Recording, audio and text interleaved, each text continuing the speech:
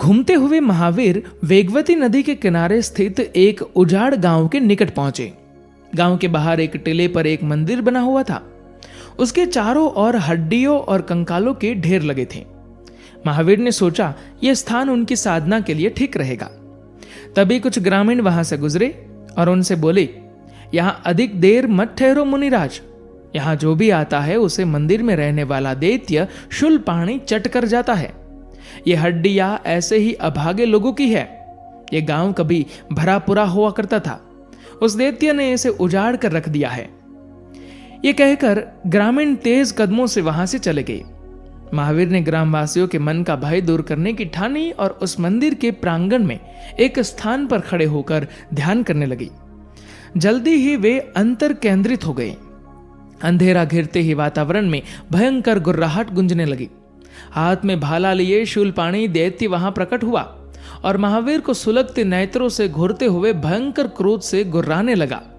उसे आश्चर्य हो रहा था कि उससे भयभीत हुए बिना उसके सामने खड़े होकर ही एक मानव ध्यान साधना में लीन था।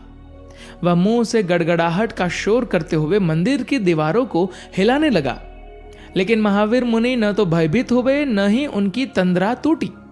अपने छल बल से शूलपाणी ने वहां एक पागल हाथी प्रकट किया।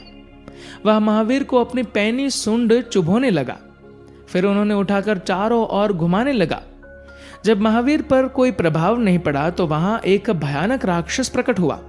वह तीखे नख और दांतों से उन पर प्रहार करने लगा। अगली बार एक भयंकर विषधर उन पर विष उगलने लगा।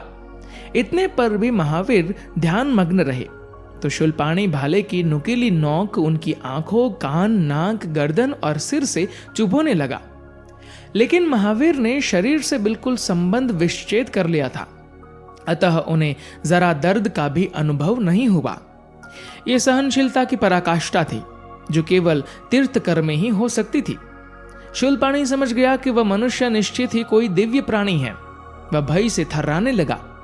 तभी महावीर के शरीर से एक दिव्य आभा निकलकर दैत्य के शरीर में समा गई और देखते ही देखते क्रोध पिघल गया, गर्व चूर चूर हो गया।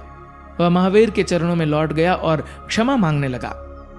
महावीर ने नेत्र खोले और उसे आशीर्वाद देते हुए करुणापूर्व स्वर में बोले, शूलपाणी, क्रोध से क्रोध की उत्पत्ति होती है और प्रेम से प्रेम की। यदि तुम किसी को भयभीत न करो तो हर भय से मुक्त रहोगे। इसलिए क्रोध की विष बेल को नष्ट कर दो।